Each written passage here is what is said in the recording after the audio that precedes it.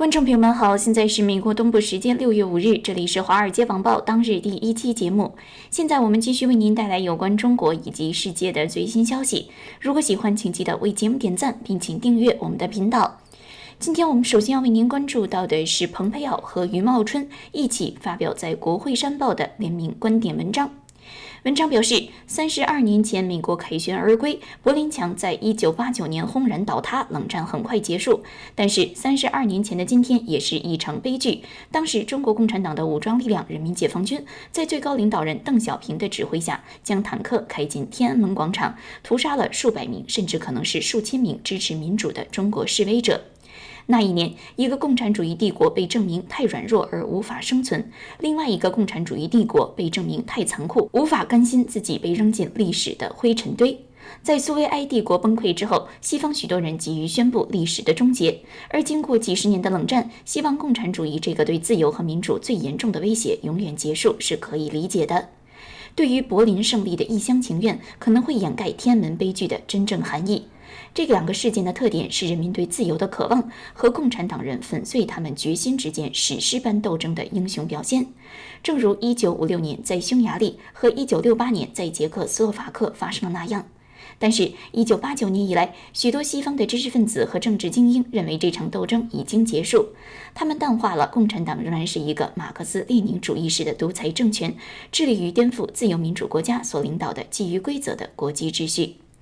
美国人的集体意识中对于天安门的失忆对我们的安全和自由造成了严重的后果。这种心态直到过去5年两党对中国挑战的觉醒才有所改变，之前一直导致美国政府执行错误的外交政策，好像共产主义在中华人民共和国已经不存在，而事实上绝大多数的中国人民已放弃了这一种破产的意识形态。但是共产党的核心人物垄断了这个世界上人口最多国家的所有权利和资源，他深深的教条主义的致力于马克思列宁主义的基本原则，在先进技术的帮助下对于整个国家进行系统性的洗脑，用共产主义教条灌输青年，将其人民控制在巨大的信息防火墙内，不允许国家控制之外的私有财产通过一党专政进行统治，将普遍人权和对个人尊重视为对权力的威胁，并从根本上致力于与西方资本主义社会进行生死攸关的斗争。文章写道，1989年天安门广场上的抗议者并没有忘记党的性质。矗立在广场上33英尺高的民主女神雕像的创造者，在政权屠杀的前几天宣布，今天在人民广场上，人民女神高高耸立，向全世界宣告，民主意识已觉醒，而新时代已开始。在道德更清晰的时代，美国精英们也会认识到中国共产党的性质，但是他们往往相信民主和自由市场的必然性和说服力。许多人相信，通过最大限度的经济接触和政策安抚，中华人民共和国将成为一个像西方一样的自由民主国家。虽然现在世界上很多人都明白来自北京的威胁现实，但是有太多的精英仍然没有把握住中国共产党的核心领导层在意识形态上是教条主义的，是不灵活的，目标是按照自己的形象尽可能多的改造世界。文章写道，我们庆祝柏林的胜利，这是正确的，但是绝不能够挤压掉我们今天纪念天安门的悲剧。不仅要向广场上的英雄们致敬，而且要提醒世界，不能对政权抱有任何幻想。即使是在其最具改革意识领导人的领导下，该政权也屠杀了自己的人民，而北京至今仍拒绝公开透明地说明这一屠杀。而现在，政权正在新疆对于自己的人民实施种族灭绝。文章写道，自由世界与党的较量并不是从2012年习近平总书记崛起开始的。该党的强硬派如习近平和改革派如邓小平都有深刻的意识形态承诺，可以追溯到马克思列宁和毛泽东。美国的政策不能寄希望于邓小平时代的回归，他们必须站在中国人民一边，正如1989年天安门广场英雄们所表现的那样。忘记天安门就是背叛自由，向暴政投降。在与北京进行了几十年错误接触之后，自由世界面临着来自1989年那个政权的生存威胁。它不是把柏林当作希望，而是当作警告。今天北京政权在意识形态上更有活力，在经济、军事、技术上更有能力，但美国曾经战胜过这样的敌人，可以再次取得胜利。再为您关注到的是跟病毒溯源有关的消息，一起来看到的是来自英国金融时报的报道。文章介绍，在2020年2月1日星期六，差不多是下午6点45分，福奇博士发出一封邮件，而他没有想到，这可能使他陷入最大的争议。在邮件中，他说：“谢谢你，克里斯蒂安，我们会在电话里谈的。”虽然这个回复看上去是无害的，但是背景却是爆炸性的。当时，加州克里普斯研究所的免疫学教授安德森向这一位国家过敏和传染病研究所所长福奇解释，导致大流行的病毒中有在实验室中被操纵的迹象。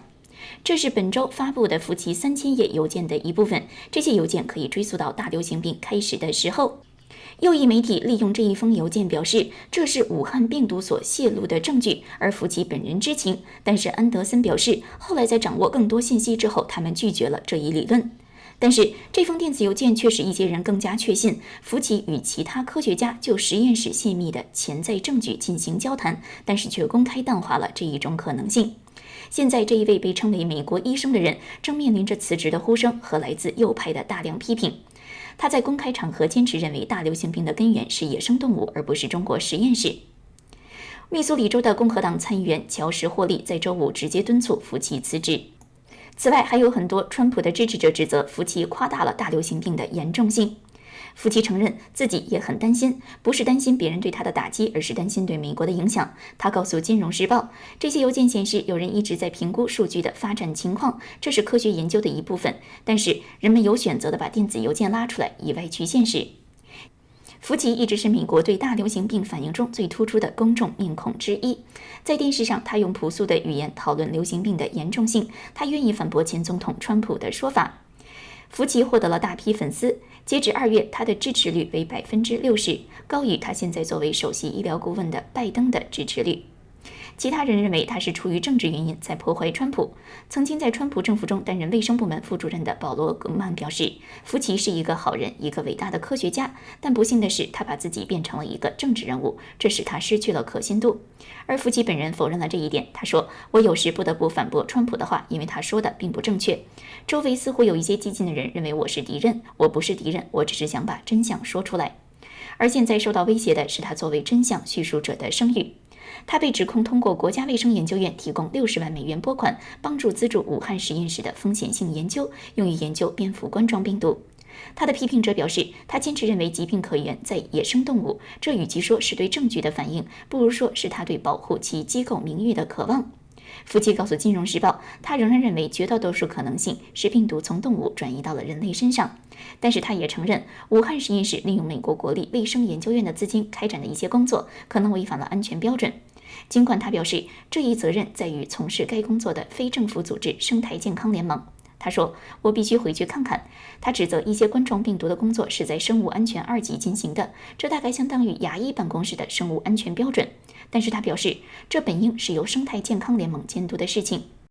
而生态健康联盟的主席正是此前代表美国科学家代表 WHO 赴中国进行考察的彼得·达斯扎克。福奇表示，现在仍然回应来自专业人士、记者和公众的电子邮件，有的时候每天只睡4个小时。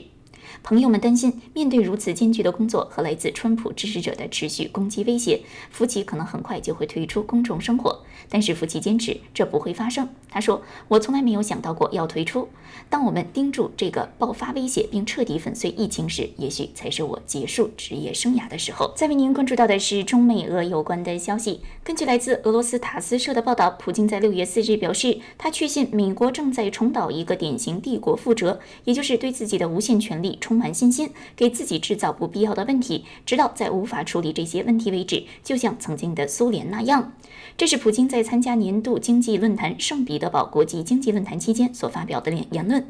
普京在论坛上还表示，不断听到来自美国国会和其他地方的威胁，所有这些都是美国内部政治议程的一部分。他表示，这些人认为美国的经济、军事、政治实力非常强大，以至于他们认为他们所造成的问题并不严重，都可以解决。你知道问题出在哪里吗？作为苏联曾经的公民，我会告诉你，帝国的问题是认为自己如此强大，能够承受小的失误和错误。普京还说，帝国统治者认为他们可以通过恐吓、说服、收买，所有问题都可以解决。他说，但问题越来越多，总有一天他们将无法应付。美国正以自信而且坚定的步伐走在苏联的老路上。另外，美国总统拜登16日将在瑞士日内瓦与普京举行会谈。中国外长王毅在昨天与俄罗斯外长通话时，又批评美国以民主为幌子搞小圈子，说中俄双方应该共同抵制美方的倒行逆施。中国外交部官网今天发布新闻稿说，王毅在6月4日在贵阳与拉夫罗夫通话时，首先提出元首引领是中俄关系行稳致远、永葆活力的根本保障。又说，中俄新时代全面战略协作伙伴关系是全方位、全天候的。王毅当时还表示，中俄经历了无数风云变幻考验，尤其是在涉及到彼此核心利益问题上，始终坚定相互支持。针对西方国家所谓的人权问题抹黑攻击、粗暴干涉，俄罗斯在国际和多边场合主持公道，支持中方的正当立场。王毅还表示，美国以民主为幌子，实际上是在搞小圈子；以人权为借口，实际上是在干涉别国内政。中俄作为负责任的大国，应该共同揭露、抵制这一切倒行逆施，坚定维护和联合国为核心的国际体制，同时也维护以国际法为基础的国际秩序。而根据中国外交部的新闻稿，拉夫罗夫表示，俄方对于俄中关系的水准感到满意。他又表示，面对疫情挑战，我们应该加强合作，优化通关流程，精进促进经济复苏。拉夫罗夫还表示，俄罗斯方面愿意与中国保持密切战略合作。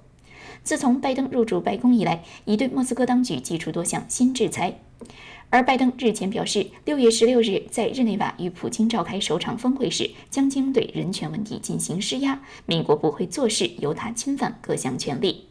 再为您关注到的是前总统川普有关的消息。川普在周五下午接受右翼电台主持人卢特的采访时谈及，或将考虑在2022年竞选众议院席位，争取成为众议院议长，并对拜登发起弹劾调查。他谈及了这一想法，而川普的前顾问班农早在今年2月就首次兜售了这样的一种想法。而罗特在采访中则直接向川普提问是否会这样考虑。罗特当时问道，为什么不？与其等到2024年，为什么不在2022年参选美国国会，在佛罗里达州赢得一个众议院席位，大获全胜，带领我们取得一个戏剧性的压倒性胜利，拿下众议院的50个席位，然后你成为众议院议长，领导对拜登的弹劾，开始对拜登进行刑事调查，你会在这最后2年里把他消灭掉。而川普回应，那真是太有趣了。而罗特则回应说，动手吧，你会成为一个民间英雄。川普补充表示，是的，你知道这是非常有趣的想法。他说，此前也有人建议他去竞选议员。他说，你知道吗？我觉得你的想法可能更好，这非常有趣。目前，川普还没有宣布他在2024年是否再次竞选的计划，而外界普遍预期他或许在真正考虑再次竞选。民调显示，他在共和党内仍然领先，而大多数调查显示，大多数共和党选民表示会再度支持他。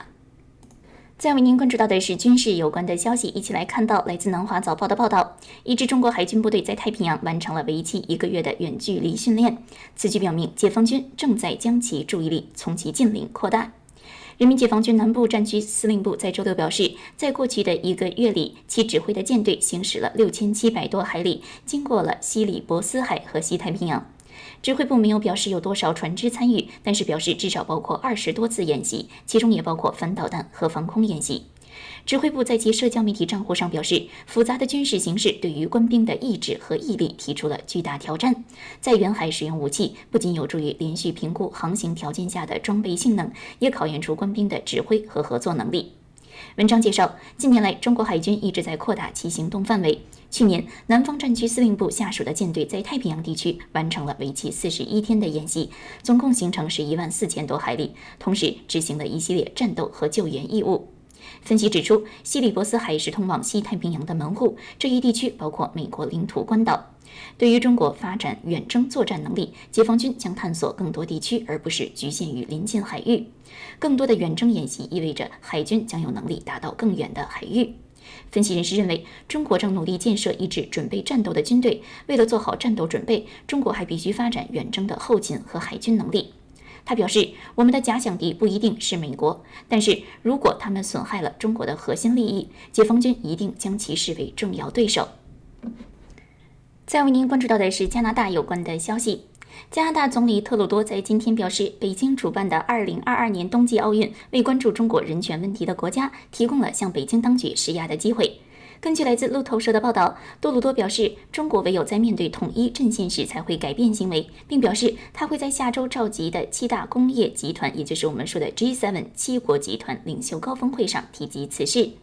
当时，多鲁多接受多伦多星报视频访问，他表示，现在国际社会对于中国施加压力非常强烈，尤其是冬季奥运会明年将在中国举办。他表示，中国要不理会一个国家的意见相当容易，包括美国，但是当国际社会开始团结，就会开始影响中国的打算。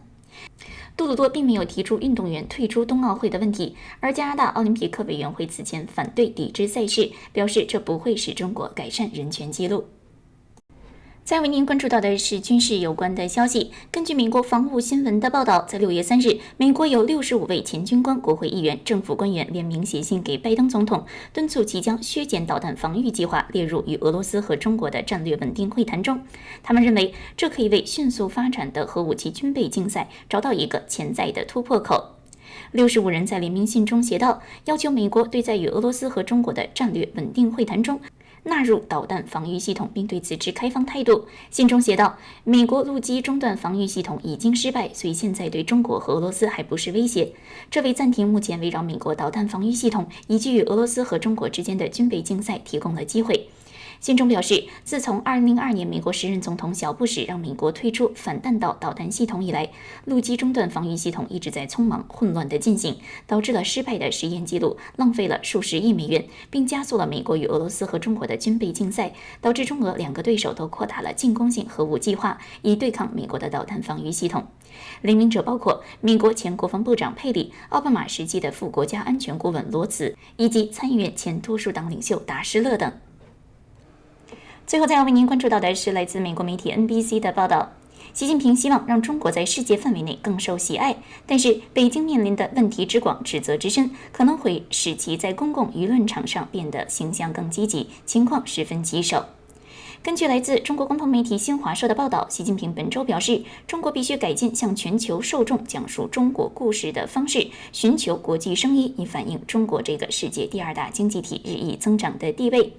当时，习近平在共产党的一次学习会上表示，必须注意把握基调，既开放自信又谦虚谨慎，努力塑造一个可信、可爱、可敬的中国形象。他补充表示，为了交朋友，中国必须改善其在全球范围内的陈述方式。而文章认为，这些评论表明，随着中国与主要大国，最明显的是美国关系持续恶化，中国的做法可能会发生转变，似乎暗示可能从所谓的战狼外交中脱离。但是，改变中国的做法以及在全世界的形象，说起来容易，做起来难。伦敦智库查塔姆研究所的中国问题高级研究员对 NBC 表示，习近平的语言标志着与以前中国过于自信的全球言论出现了基调上的转变。他说，显然习近平对于中国和西方许多国家之间急剧恶化的关系感到焦虑，中国必须重新确定其公共外交路线。他补充表示，这给出了一个强烈的信号，也就是中国最高领导层认为日益强硬的外交辞令失去了方向。但是北京面临很多问题，而现在与整个国际世界的关系也十分恶化，这可能会使得中国在国际舆论场上难以走出积极的道路。中国国有的《环球时报》欢迎习近平改变语气的呼吁，但是在周二的社论中却保持了对抗性，指责西方利用舆论战场霸权优势，对中国进行污名化。此前，皮尤研究中心发现，在2020年对包括美国、英国、加拿大在内的14个国家进行调查，对中国不利看法出现了飙升。在英国和澳大利亚，对于中国的负面看法增加最多。81%的英国受访者表示，现在对于中国持不利看法，比1年前增加了24个百分点。对此，专家表示，习近平希望让中国变得更加可爱，但是却看不到证据。大多数的美国人和越来越多的欧洲人将不再关注习近平的言论，而是关注中国在国内国外到底采取什么样的行动。而对于许多北京的批评者来说，这才是真正看到改变的地方。而同时，专家补充表示，习近平呼吁改变语气，可能也代表着默认北京在国际上已经失去了外交地位。